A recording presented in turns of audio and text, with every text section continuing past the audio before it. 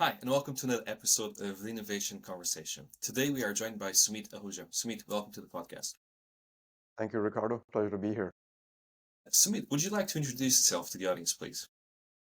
Yes, absolutely. And again, thanks for the opportunity. So yeah, my name is Sumeet, and I'm based in the San Francisco Bay Area, the innovation capital of the world, and of course, there's many more. So this is a right podcast for me to be on. I like to describe myself as a product builder and an innovator, and I've been in the product technology innovation space for the last 25, 27 years across different industries, telecom, mobile, blockchain, and AI. And I'm currently the founder and president of Evoque Impact, which is a boutique product and strategy consulting firm. And we focus on enterprise, universities, and startup ecosystems to help them with their innovation journeys. Also, quite a lot on your plate, and you're just on the epicenter of all the innovation in the world. So quite exciting to be there, I imagine. How do you It get is. started with all these? Because obviously, did you grow up in San Francisco or you moved there? What was your journey like?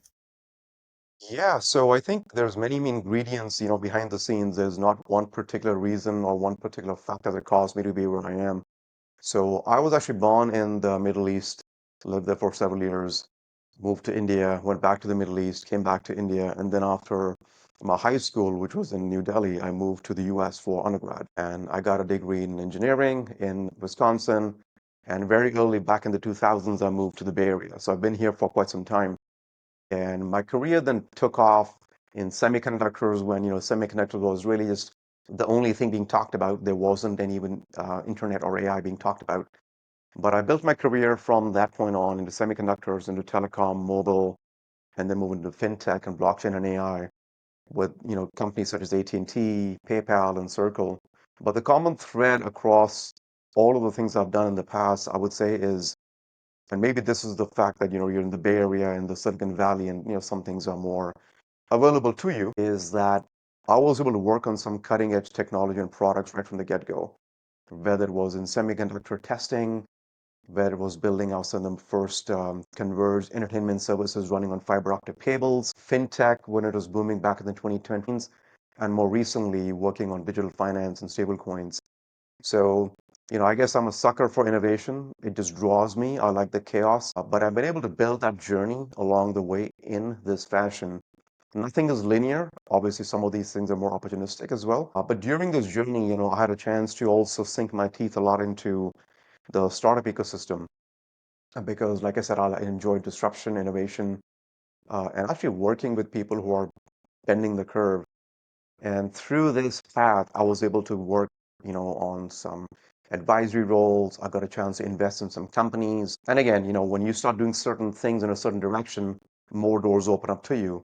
So on this path, I had some folks come and say, hey, you should be teaching at some universities as well.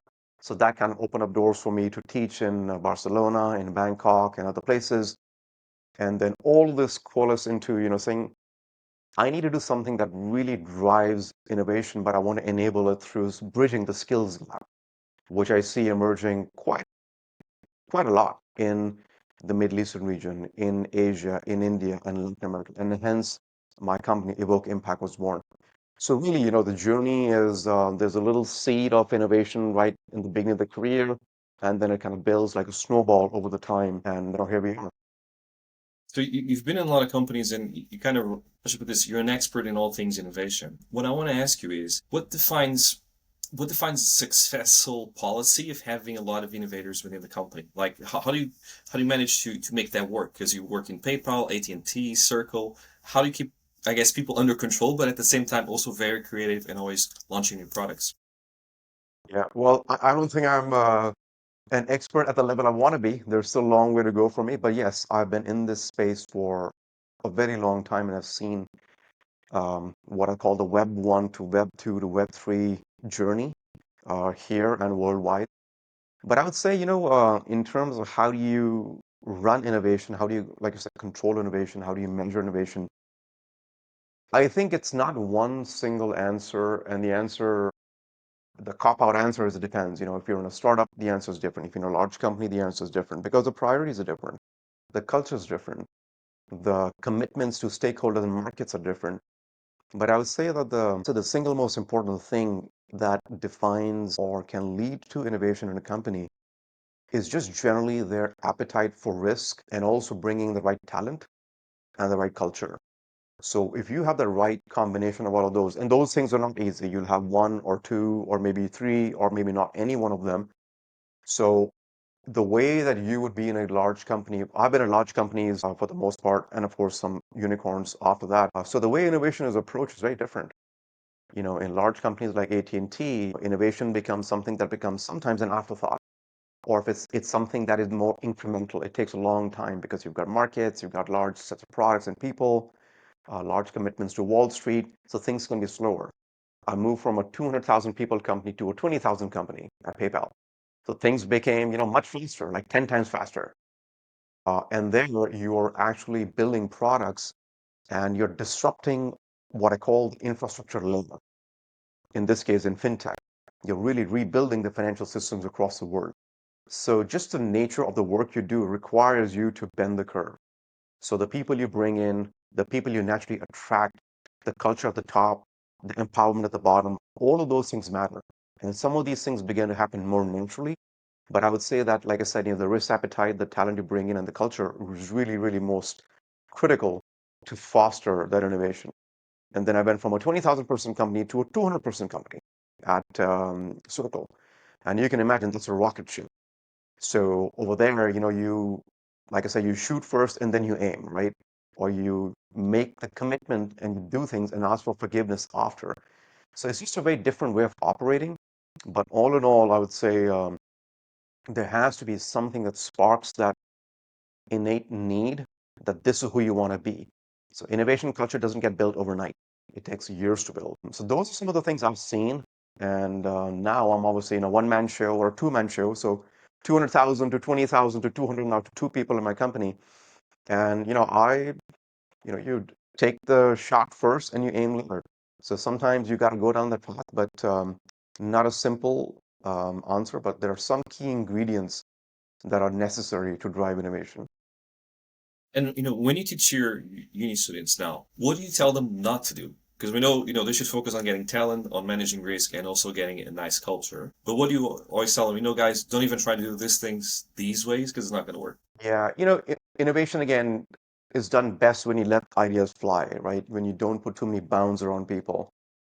But I think innovation just for the heck of it is not worth it because you're burning resources, you're burning time, and the business world is not very forgiving. You don't get very many chances to come up with a blockbuster idea or a blockbuster product. Unless you're a large company, you have the resources to fail. So I think one of the things I always like to focus on is, yeah, let's brainstorm, let's whiteboard, let's kind of think about how you can actually solve a problem. But at the end of the day, you know, innovation too quick, too fast, too early does not see the light of day and it just fails. And there's enough precedents in history where things have happened early, didn't connect, and it came back 5 years later or 10 years later, or never came back. So I think one of the most important things as innovators you have to do is you cannot get married to what you're building. You have to stay true to what are you solving for. If you believe that your first idea or your first product or your first, tangible or intangible offering to the market, to the people is going to be the end product, you're mistaken. Which is why if I fixate myself on what am I trying to solve for, as opposed to what I'm building, you're better off.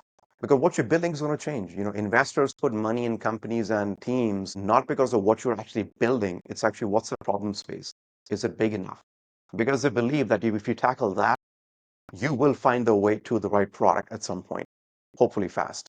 But if you're fixating yourself on just that one solution, that may not be the right answer. So as an innovator, as a leader in product, which I've been for the last many years, I like to tell my teams that fixate on the customer, on the value proposition, and the rest should flow from there. So those are the things I like to tell um, in terms of, to do and not to do. Talk to the customers all the time, all the time. Talk to your vendors all the time. Talk to your stakeholders all the time. How was it when you made the leap from, big corporations like PayPal and the likes to running your own startup, running your own business? How was it? It must have been quite scary, I'd imagine. Or was it completely organic and natural? Yeah, it is scary. It still is scary. But there's a point in time where you you take the leap of faith. And I think entrepreneurs, the way I see some entrepreneurs are, I guess they're born with entrepreneurial mindsets. Some get created along the way, just like leaders are born, leaders are created. So there's a debate in this thing, right? But I'm not the guy who was, you know, sitting under a tree and then an apple fell on my head and I came up with an idea. None of that happened. So for me, it's been a journey of many pieces coming together where I was able to validate my hypotheses, where I was able to build conviction, where I was able to build enough partnerships, and then take that leap of faith when I knew that what I'm doing is solving a real need. For me, it became very clear over the last, let's say, 10, 15 years that, you know, again, I've been in, mobile and consumer tech and fintech. There's always a promise of democratizing technology, democratizing financial services. That's going to level the playing field. It's going to make the world way better. The same thing was happening back at AT&T, at PayPal, at Circle. But the one thing I realized is that, we can give all the financial access to anybody across the world. That won't do anything unless you also prepare these people across the world with the right skill sets, these countries with the right skill sets to use that financial freedom or assets or resources to build for the future. So yes, you need financial democracy, you need financial access across the world, and I'm a true believer in that. But the gap I kept seeing over and over and over again, especially in the growth markets, India, Southeast Asia, parts of Europe, Africa, Latin America, that's 7 billion people. Now think about it. We've been talking about financial democracy for the last 20 years, but still we haven't grown or bent the curve in these markets. And one of the reasons for that is the skill sets. You got markets here that have people who are averaging 20, 25 years old. I can give them all the money you want. It's not going to do much. You need to give them skills, right? So for me, that became very clear that I'm an expert in innovation, product strategy, go to market, and I want to map that to bridging this skills gap. And that's how this began to percolate in my head. I wanted to create an impact. I wanted to evoke an action. And that's how Evoque Impact was born. And, we're getting some good traction in different markets, but that's the path I'm on. So scary, but that's how it's kind of all germinated. And how quickly do you think these skill sets can be taught to all these different markets? Because there's always, I talk to a lot of entrepreneurs here in Europe, and they always say, "Ooh, we should move to the US. The US is where all the action is," which to a certain extent is right. But then you kind of wonder, why don't you start building locally on something, right? Why don't you try and make a gigantic company? Like I'm thinking, a Spotify, for example, is a good example. hmm So how long do you think it's going to take for the other markets to keep up and to actually get to the same level? That's a really hard question to answer, Ricardo. And the answer is hard because there isn't one way to do it. There isn't one factor that determines how quickly these economies, these countries can really get to the next level. But I'll say that, the way I think about it is, right now, the innovation that's taking place worldwide, you're either solving for local, regional, national needs, or you're building local, like you said, and then going to the biggest market being, the US and maybe Western Europe and so on.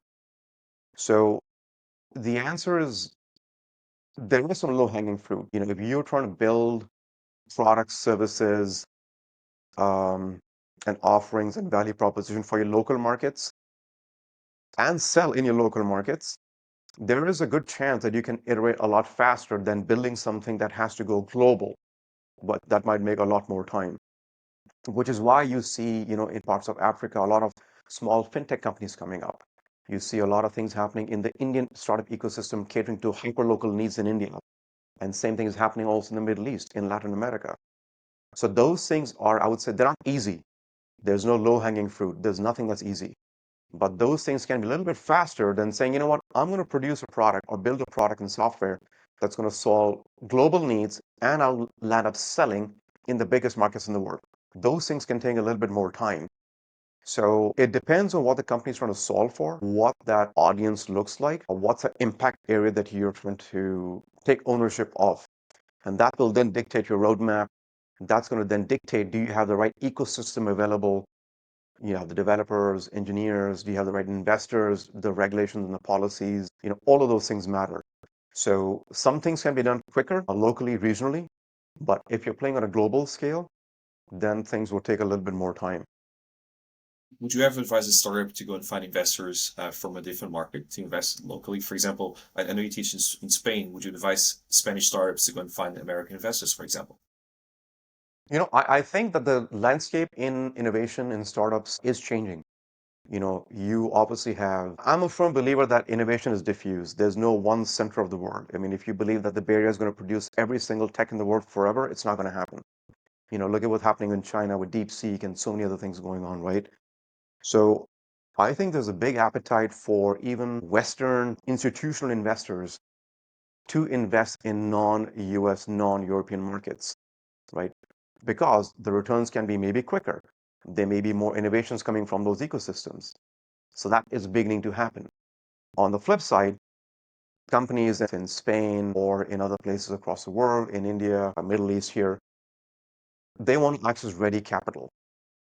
And that ready capital, more so with lesser strings attached, maybe, is available more so in the US.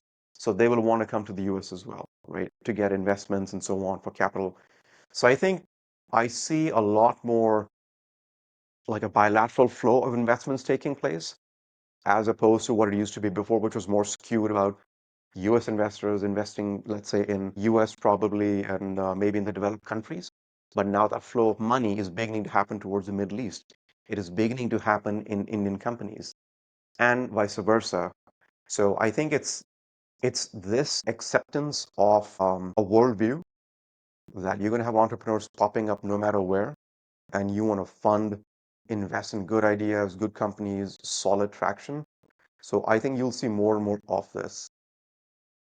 How important do you think, for example, things like blockchain and AI are in this process? Blockchain, makes it easier for people to transfer funds and, makes it very democratic, I guess, to transfer money from one place to the other. And the same thing goes for AI, because all of a sudden you can have an entire really good tech team all on your computer. Well, not that advanced, but, somewhat advanced. They can actually do a lot of stuff. Yeah, I've been fortunate to work in both spaces, blockchain and AI.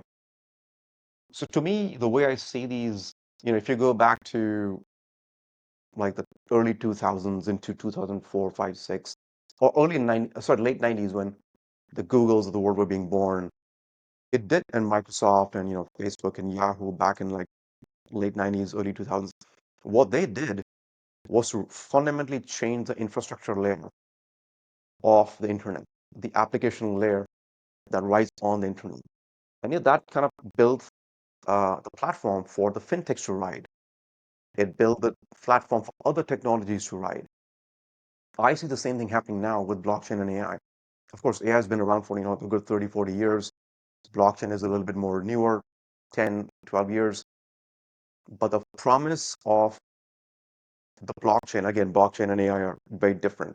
Completely different. To me, the blockchain is a promise right now. We're still, in a way, in early phases of adoption, but I'm a big believer in the blockchain and the use cases that it enables. Blockchain is often confused with crypto. Crypto is just a use case sitting on top of the blockchain.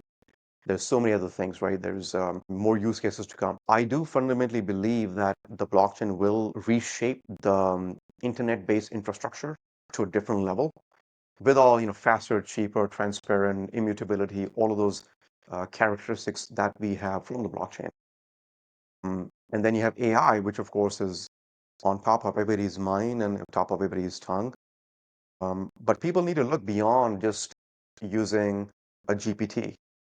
AI has been embedded in the things we do for 25, 30 plus years in many ways or fashion, and it'll continue to do so. So I see both these technologies operating on their own levels.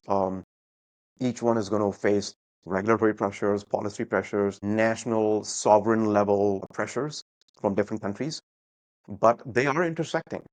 They are complementary. I was delivering a keynote at a conference and I told it's a match made in heaven, blockchain and AI. So I think both the techs will reshape the next 5, 10, 15, 20 years, but we've got to get through a lot of hurdles around how do you monetize certain things, what use cases are most pressing, what are the guardrails to build around both of these, because both of them are just out in the wild at this point. But I see both technologies as being fundamentally the same level of impact as the internet backbone that was built in the late 90s and the early 2000s. Now, for all these companies just starting out and listening to the podcast, what advice would you give them? And I know there's always a couple of key things that people always say, this works, this doesn't work. What would that be? Wow. Quite a lot there. Yeah, it is. And I think, having a startup or innovation, it's like having a baby. You can give me all the books you want around how babies are born, how do you raise a child. So there are some things that are very common across the board. But when you have a child or when you raise a family or when you have your own ways to move forward, it's very unique. It's very personal. The decisions you make, the priorities you have. So while it might seem like, oh yeah, everybody in the world, has all the same resources in a way, but it's a very personal journey. So for startups and investors to some extent, and maybe for aspiring entrepreneurs, I would say that it's going to be a very personal journey. No matter what people say that this is the playbook, that this is how it happens, fundamentals are important, but your journey will be yours. It can be a very lonely journey as well. There's no doubt about that. So I think product, ideas, funding, go to market, talent, ecosystems, all of these are the fundamental execution blocks of building a startup, right? But at the same time, you've got the philosophical angle of building a company on your own. And that's, opportunities don't come directly to you. Opportunities always come in disguise. So as an entrepreneur, you have to be not just be ready and open, but also be willing to take that risk, to take that opportunity. So, one piece of advice I always tell folks is, opportunities will come knocking, but are you there to open the door? This sounds very philosophical, right? But you have to have that openness and readiness. And to me, that readiness comes from just being out there, talking to people, having a mentor, an advisor, being in the right ecosystem. So that's one. And I would say that the second thing, which I strongly believe in, and that's been very true in my case, going back to my journey in my career, I've been fortunate to work in some good places and build a career that I am very grateful for, is you have to truly believe in the power of non-linearity, in the power of serendipity. As an entrepreneur, as a founder or co-founder, there's only so much you can control.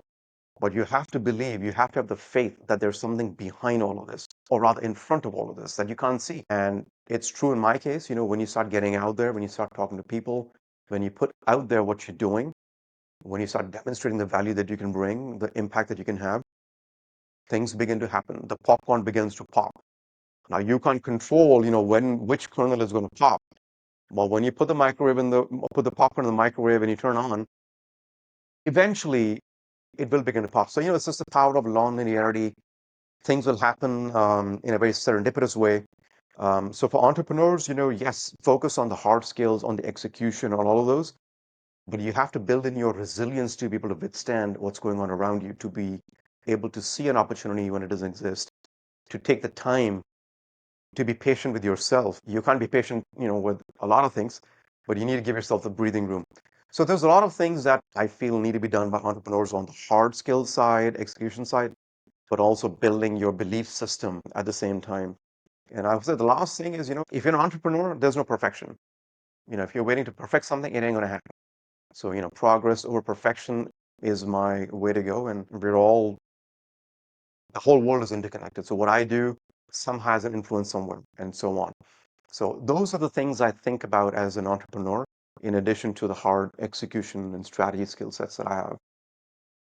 I'm curious on one thing, and this is, by the way, brilliant answer, which is what do you do when you face hardships? Because by definition, an entrepreneur is going to face tons of them, right? Either you being the moment to pivot and the need to pivot his or her company, but then also, multiple things. You didn't get investment on time, you cannot find the right tech team, tons of things that can happen.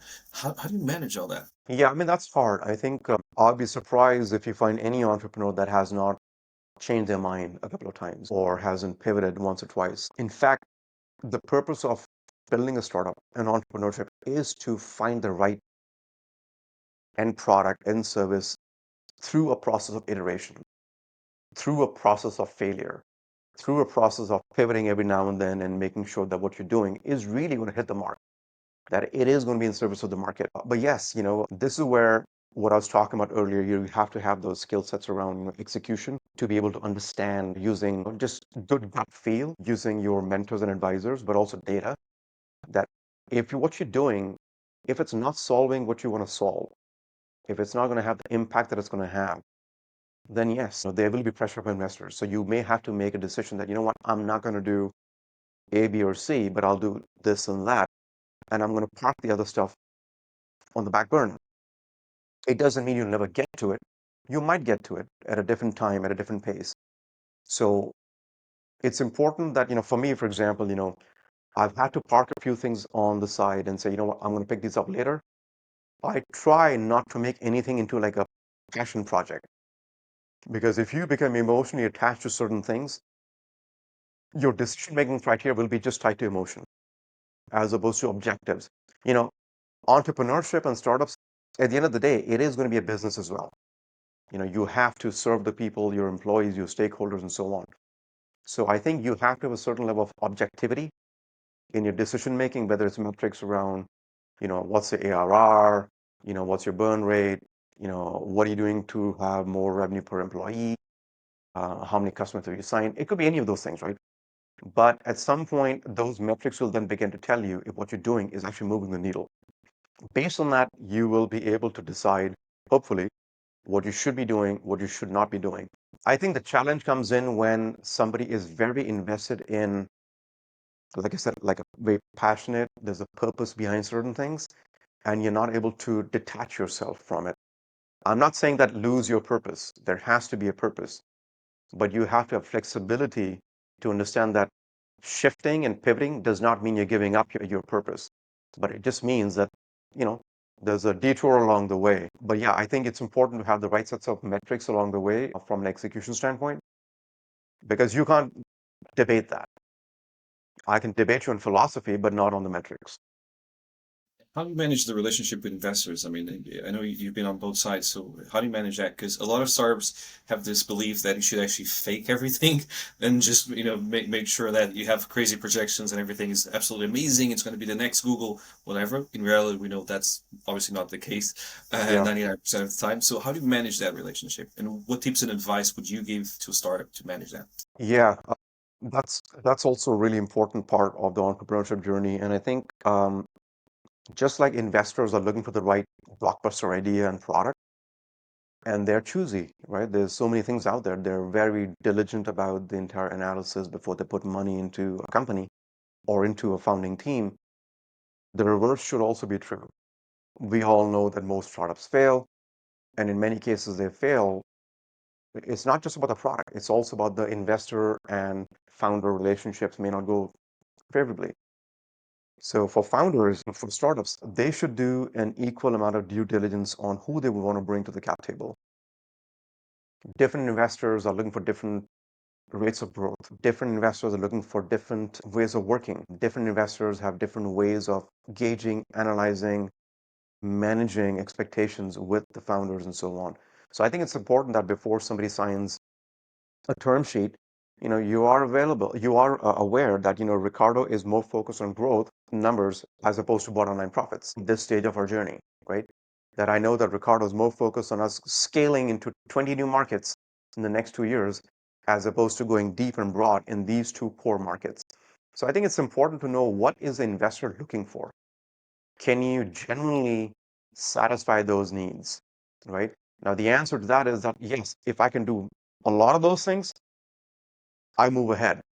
But if there's a fundamental disagreement in your operating thesis and your philosophy for growth, then I think the founder or startup needs to rethink what they should be doing in that case. And, should they move forward or not? Now, obviously, for startups, desperation kicks in and they really want the money. It's the evil that we have to live being in the startup world. And sometimes, you make those decisions just to keep things afloat. I'm not going to say if that's right or wrong. Sometimes, like the suggestion leads to invention um, or making things better. So it becomes that personal journey for the entrepreneur to figure out that if I take this bite because I'm desperate, Can I turn this curve the way I want to? So I think it's a combination of those things. But I'll be honest. You will, as an entrepreneur, you will always get to the point at some point where you might feel desperate and make a decision that you might regret. Which is why managing your cap table is it should be fairly diverse. But it's important that majority of the cap table is aligned with you from your fundamental business philosophy, your product philosophy, and just your general philosophy of what you want to build. You may have some passives along the way, some, innate investors that you may take money from, but that are not managing you. So it's okay to go down that path as well. But the building of the cap table should be majorly biased towards highly aligned investors.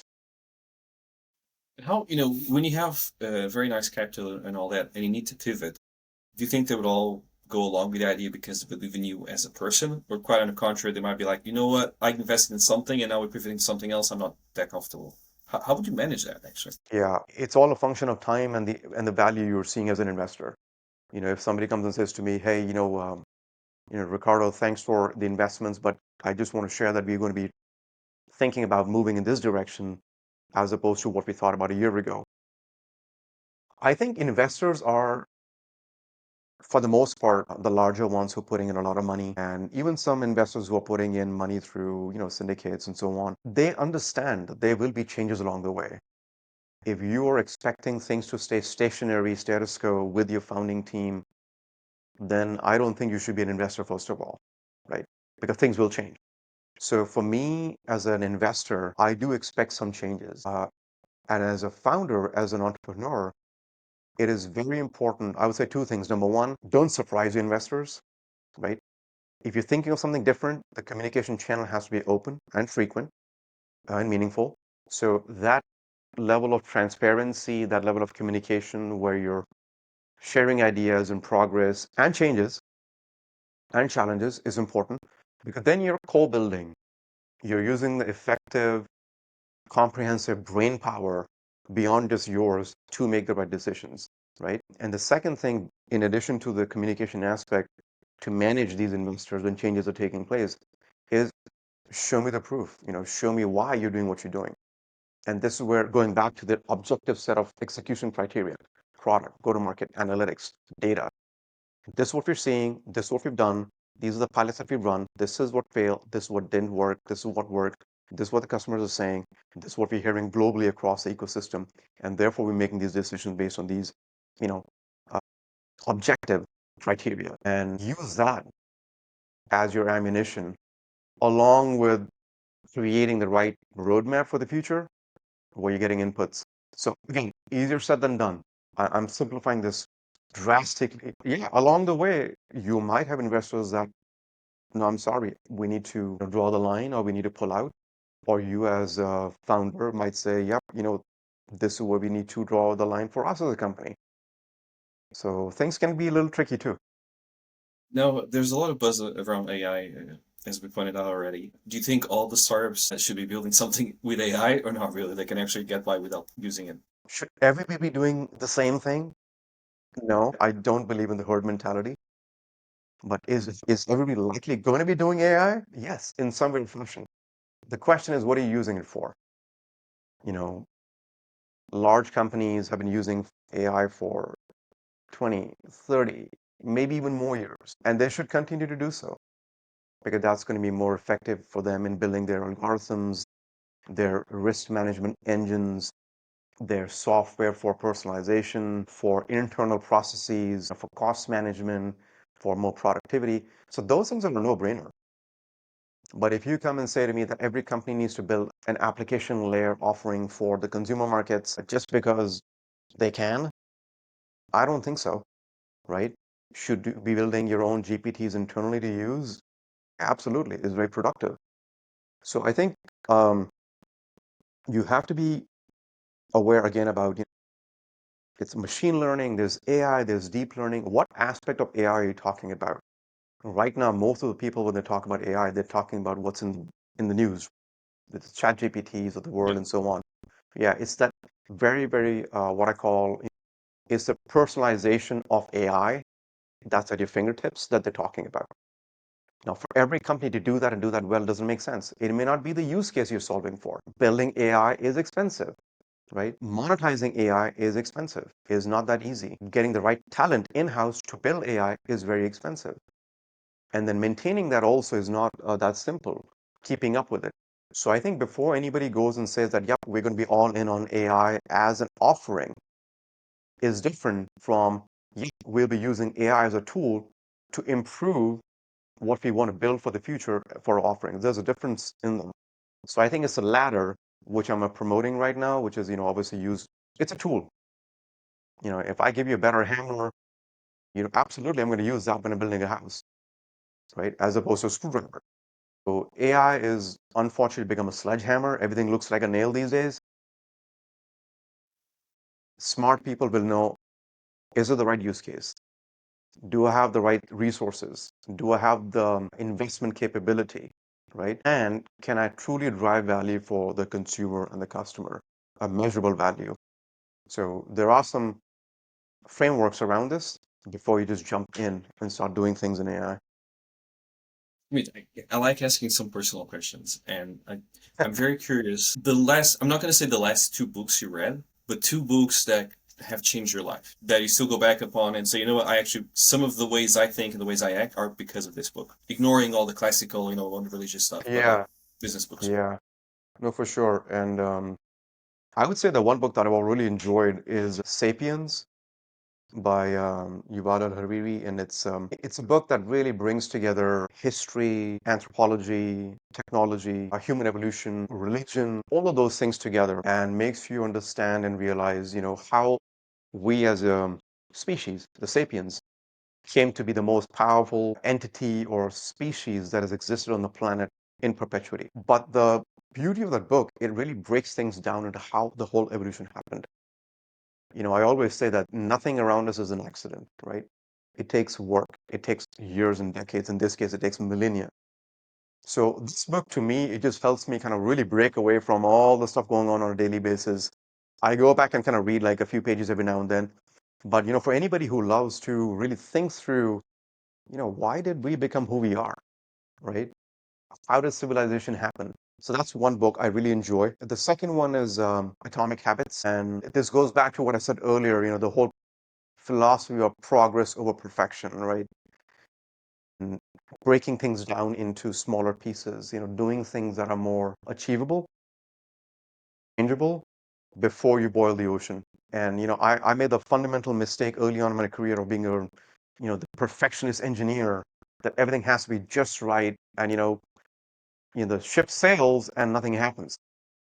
So one of my managers and leaders, back many years ago, he said to me, you're doing things really well, but you really need to break away from that perfection mindset, because everything you do is getting delayed or is not seeing light of day, or it's not really getting the true value that it should get.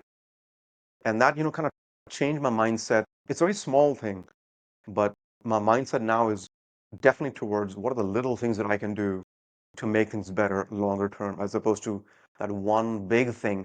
Of course, as an entrepreneur, you're looking for the one big thing always, but at the baseline, it is the little things that you're doing. So I think those two books have always resonated with me, and I still go back to them. So, I mean, as we, getting to the end of the podcast, and if people want to reach out to you, what's the best way of doing so?